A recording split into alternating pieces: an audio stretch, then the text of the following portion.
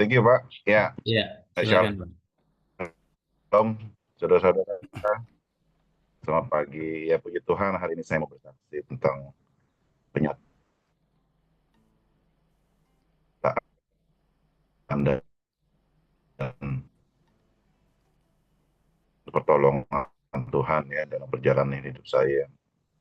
Datang tuh benar tanpa pengalaman, tanpa kenalan, dan kemampuan yang sangat terbatas. Jadi, waktu datang, puji Tuhan, juga saya diberi kesempatan mulai dari bawah ya, jadi bekerja di toko es krim, dan juga pernah menjadi saat yang bersamaan juga menjadi cleaner di satu restoran. Jadi ya secara manusia juga itu kan berbeda ya dengan yang pengalaman saya.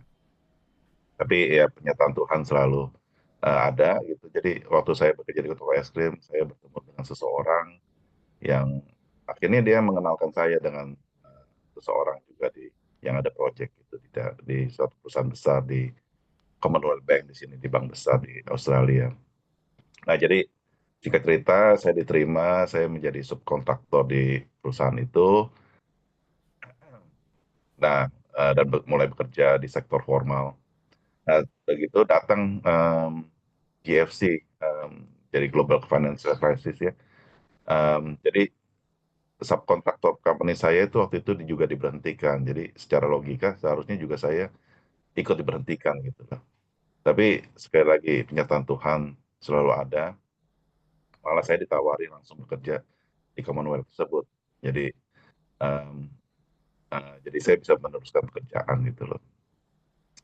Ya, singkat cerita kemudian beberapa tahun juga terjadi restructure dan saya juga kena redundant. Tapi sekali lagi Tuhan buka jalan di saat-saat yang sudah hampir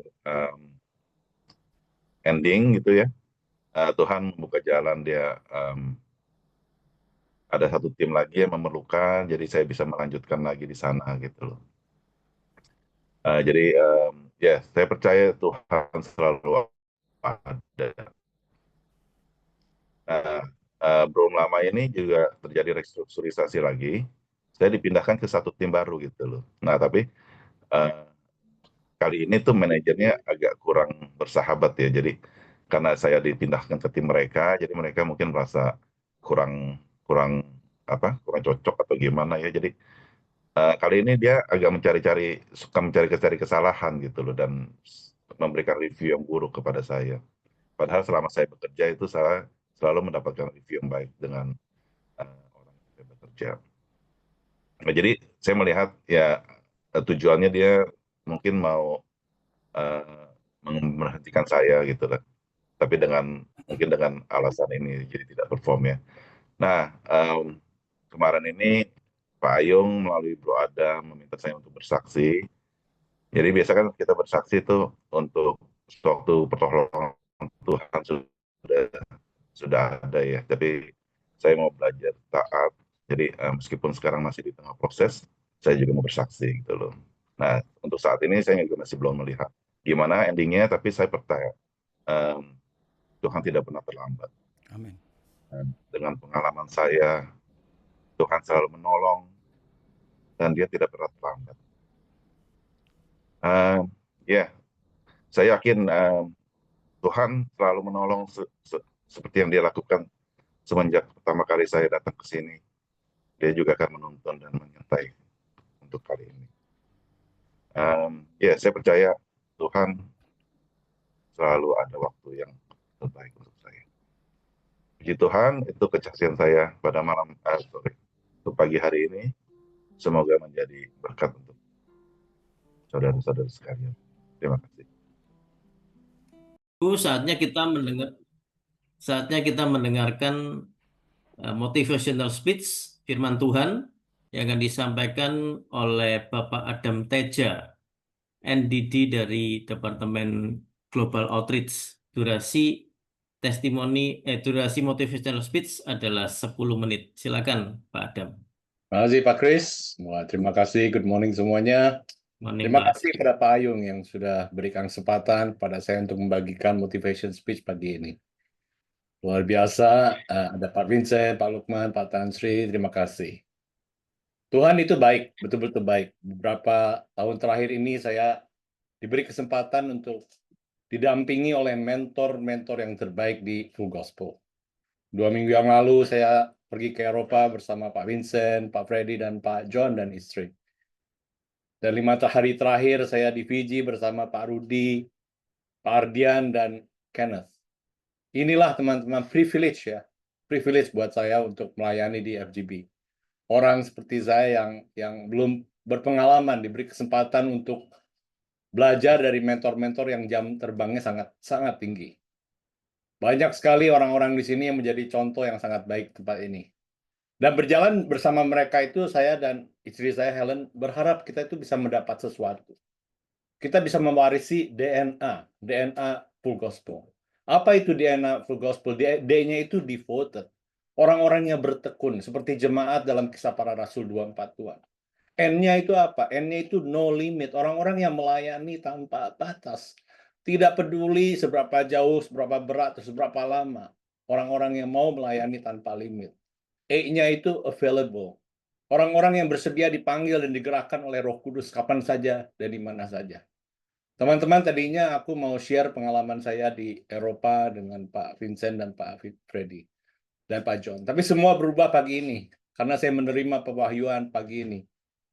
Waktu kita di Fiji, kita ketemu Pak Francis. Dan saya ingat, Francis berulang-ulang berkata, protect the vision.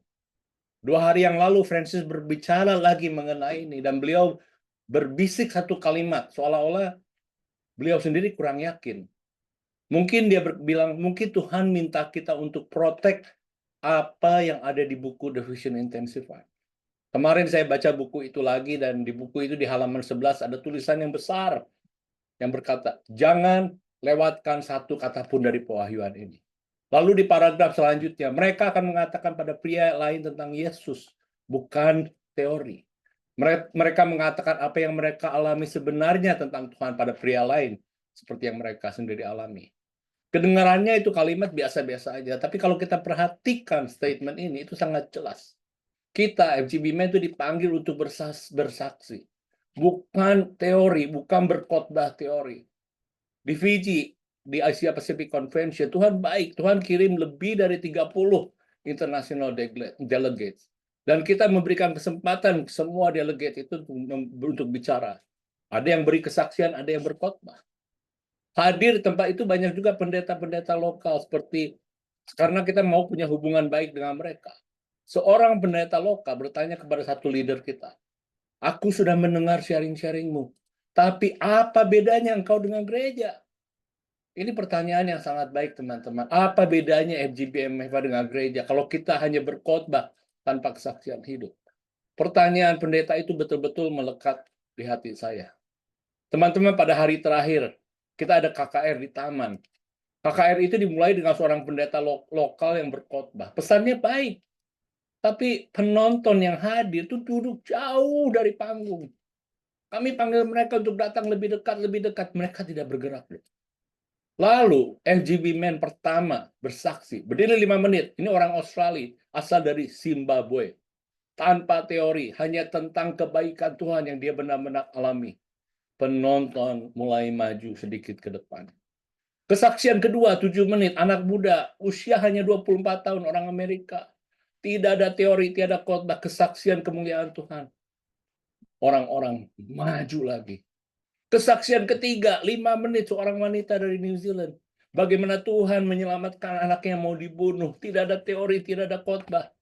Kesaksian kebaikan Tuhan. Makin banyak orang lagi maju ke depan. Kesaksian keempat, itu brother kita, Kenneth Kristanto. Hanya menceritakan pengalaman pribadi dengan kebaikan Tuhan tanpa khotbah, tanpa teori. Dan apa yang terjadi? Atmosfer di sana berubah. Urapan Roh Kudus datang. Dan waktu pembicara utama yang kita undang jauh dari Togo, Pak Gracien, dia naik ke panggung. Dia tidak perlu lagi berkhotbah. Hadirat Roh Kudus sudah sangat kuat di sana. Di luar taman itu kita lihat hujan deras. Dan saya malah dengar juga di tempat saya tinggal, 10 menit dari sana, hujannya deras dan tidak berhenti-henti. Tapi di taman itu tidak hujan. Hanya ada liquid light. Ada minyak urapan turun dari langit. Di taman itu banyak yang terima urapan. Orang-orang bertanya, tangannya kok berminyak. Tanpa disentuh satu demi satu rebah. Gratian panggil orang-orang yang rebah untuk kesaksian. Makin banyak kesaksian, makin powerful the presence of God. Malam itu saya baru mengerti, mengapa kita mesti protect vision ini. Karena power itu ada di testimoni kita. Ada di testimoni. Terlalu banyak member kita itu pengen level up dari pensaksi jadi pengkhotbah. 4 orang yang memberi kesaksian malam itu. Yang 3, yang pertama kali memberi kesaksian di depan orang segitu banyak. The power of God to fill the place. Tangan-tangan berminyak orang-orang rebah dalam hadirat Tuhan. Ini teman-teman percis seperti nubuat yang diberikan Tuhan kepada Tommy Hick. The liquid light from heaven turun di atas taman itu. Dan teman-teman di kota Nadi ada gunung yang dinamakan Sleeping Giant. Karena bentuknya seperti raksasa sedang tidur. Kita percaya malam itu di KKR itu the sleeping giant of PG awaken. Teman-teman kita tahu di 2 Timotius 3 ayat 1. Pada hari-hari terakhir akan datang masa yang sukar karena manusia ingin memiliki rupa kesalehan. We want some form of godliness, tapi menyangkal kuasanya. Apakah kita juga begitu? Kita itu kadang-kadang ingin dilihat oleh orang sebagai rohani, tapi kita meninggalkan kuasa yang telah Tuhan berikan melalui testimoni kehidupan kita. Teman-teman, kita harus berhenti berkhotbah teori aja. Kita harus tidak perlu punya ambisi untuk kelihatan saleh, godly seperti pendeta. Tidak perlu. Mari kita tunjukkan dampak nyata Tuhan dalam kehidupan kita di marketplace. Kita harus berani menjadi pensaksi dan terlihat, menyatakan dan memperlihatkan Kristus melalui kehidupan kita dan perubahan nyata dalam diri kita. Teman-teman, kalian semua punya kesaksian kebaikan Tuhan dan Tuhan akan pakai Anda seperti pesaksi-pesaksi di Fiji. Ayo teman-teman, kita mulai pergi global outreach. Saya sering minta teman-teman, ayo pergi. Tapi ada alasan 3 yang selalu orang berkata. Pertama, mereka bilang, aduh nggak bisa bahasa. No, kita ke Belanda bukan untuk mencari orang Belanda, kita cari orang diaspora bahasa Indonesia. Bayangkan ada 2 juta orang diaspora di Belanda menunggu Anda semua. Ada yang bilang, aduh kita nggak punya waktu. Ayo teman-teman, bisakah Anda memberi hanya 2% dari waktu Anda? Setahun kasih 2%. Berarti 1 minggu untuk pergi dengan fire team, dengan global outreach. Uang, orang bilang cien nggak punya uang. Teman-teman sering bertanya malah kepada saya, waduh, yuk pergi global outreach kemana-mana, siapa yang biayai? Mereka tahu saya belum ya, jadi orang super kaya. Mereka pikir pasti saya ada yang sponsor. Teman-teman, sponsor saya itu hanya satu, itu Tuhan Yesus Kristus. Kita itu utusan Tuhan, kita itu ambasador, duta besar kerajaannya. Masa yang mengutus kita tidak akan menyediakan segalanya? Kerjaan saya di Australia itu kalau di Indonesia dinamakan tukang sablon, teman-teman. Kalau tukang sablon, istrinya bisa pergi ke dunia. Banyak bos-bos di tempat ini yang hari ini, yang omsetnya lebih besar dari aset saya. Kenapa kalian tidak bisa pergi go? Kalian adalah orang-orang yang Tuhan telah berkati dan dipanggil untuk mengubah sejarah, teman-teman. Satu hari di hari terakhirmu, Tuhan akan bertanya satu pertanyaan. Apa yang telah kau lakukan dengan talenta, tahta, dan harta yang telah aku berikan kepadamu? Teman-teman, apakah Anda sudah siap menjawab pertanyaan itu? Bisakah kita mengubah sejarah? Yes. Jika kita kembali kepada pewahyuan yang asli. Ceritakan apa yang benar-benar kamu alami dari Tuhan, bukan teori. Mari kita protect, lindungi visi ini. Mari kita hidupi pewahyuan ini. Dan biarlah dunia melihat kuasa Tuhan melalui kehidupan kita. Di pinggir saya ini ada ini yang bisa Anda scan. Ini ada manual Global Outreach. Kalau mau join, kontak saya atau Pak Vincent atau Pak Freddy atau Pak John, teman-teman yang lain. Ayo kita pergi, ayo kita jadi berkat di seluruh dunia. Dunia diaspora waiting for you. God bless you all. Terima kasih. Ya, terima kasih Pak Adam. God bless. Silakan Pak Handoko. Nyatakan kemuliaan-Mu di tempat. Pada suatu malam kita ada member meeting, seperti biasa ada member meeting, terus tiba-tiba pas pujian tuh ada salah satu teman yang manifestasi. Nah, ketika teman saya yang manifestasi itu, orang yang pertama sadar itu saya, padahal kita semua lagi nyanyi, lagi dalam posisi mengucap syukur sama Tuhan, dan orang posisi yang pertama dia manifestasi, yang tahu dia manifestasi adalah saya. Nah, waktu itu saya takut dia kejedot, jadi saya deketin orang ini, terus saya pegang, saya menjaga dia. Tapi ketika saya pegang, ternyata rohnya keimpartasi ke saya, dan saya bisa melihat gitu, bisa melihat ada sesuatu yang di dalam orang ini yang sangat kuat. Dan waktu itu Tuhan hanya berbicara, roh Tuhan yang berbicara kepada saya, ini adalah roh nenek moyang gitu loh, ini adalah roh keturunan. Nah, waktu itu saya jadi seperti diajak perang sama roh itu, sehingga saya tidak kuat. Saya ikut manifestasi dan saya dibawa teman-teman saya keluar.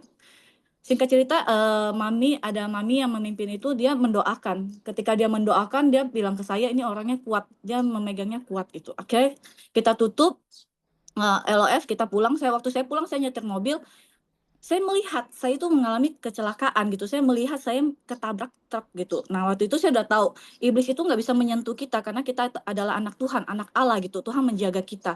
Tapi dia itu bisa menipu pemikiran kita gitu. Jadi saya cepat-cepat telepon mami, "Mam tolong," gitu. "Saya lagi dimanipulasi pemikirannya," gitu.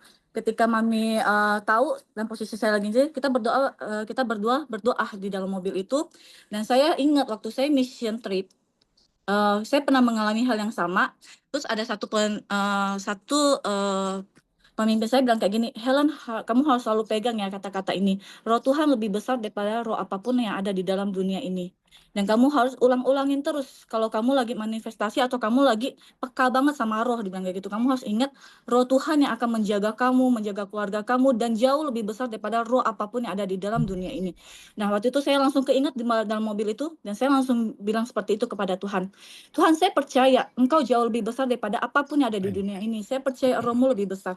Singkat cerita, saya pulang sampai ke rumah, saya berdoa, saya usir segala roh-roh itu karena saya merasa dia mengikut gitu. Saya usir, saya bilang, "Tuhan, saya percaya sama Engkau Tuhan." Dalam posisi yang agak takut ya. Saya juga posisinya manusia, agak takut, tapi saya percaya sama Tuhan. Dan singkat cerita, besok lulusanya saya ke Vietnam. Waktu saya ke Vietnam, di penerbangan itu tuh cerah, tapi tuh ada kilat. Itu sama persis seperti saya misionaris waktu ke Kalimantan. Nah, waktu itu tuh ada tanda-tanda seperti ada roh jahat gitu loh. Saya pikir waktu itu tempat yang saya mau kunjungi adalah suatu negara yang mistis banget. Saya pikir, oh, negara ini mungkin mistis banget gitu. Tapi ternyata waktu itu malam itu anak saya sakit keras dan harus dibawa ke rumah sakit gitu. Dan mami ini waktu itu kunjungin, dia bilang, "Wah, roh ini nih mulai mengganggu, mulai memberontak," gitu. Terus hamster itu saya tadinya nggak percaya kan, namanya juga anak sakit ya sakit aja gitu, namanya juga sakit ya biasa sakit gitu, bisa sakit, bisa masuk rumah sakit. Tapi hamster itu yang di dalam rumah saya, itu mati dalam posisi keluar di dalam kandang, tidak di dalam kandang, keluar dari kandang. Itu menurut saya agak aneh karena hamster nggak mungkin keluar dari kandang dalam posisi kandang terkunci. Jadi, itu bilang ke saya, itu benar gitu loh, benar adanya gitu, kalau roh itu banyak sekali roh yang bebal, roh yang kuat gitu loh. Nah, habis itu saya bilang sama Tuhan, mami itu bilang ke saya, "Helen, kamu dijaga Tuhan," dibilang seperti itu. "Anak kamu dijaga Tuhan, karena setiap ada roh yang jahat yang ingin memasuki atau merusak rumah kamu, itu Tuhan jaga, sehingga hamster kamu yang mati, bukan anak kamu." Di situ saya merasa ada suatu powerful gimana Tuhan menjaga hidup saya, menjaga keluarga saya, dan saya tahu Tuhan itu dahsyat di dalam hidup saya. Dan saya percaya gitu loh, emang banyak sekali roh di dalam dunia ini, dan itu kita harus berperang gitu, kita harus berperang melawan roh-roh ini. Makanya kenapa kita harus berdoa, kita harus selalu dalam rohnya Tuhan, selalu melekat sama Tuhan. Nah, itu saya mendapat satu mining atau satu kekuatan lagi dari Tuhan, bahwa saya harus terus hidup melekat sama Tuhan, harus terus memperkuat roh saya, sehingga saya tidak mengalami ketakutan, tapi saya akan tetap kuat dan maju bersama Tuhan. Amin. Itu yang saya alami dari apa yang kami member meeting kemarin. Terima kasih. Ya, terima kasih Bu Helen. Silakan Mbak Han. Lebih dari pemenang.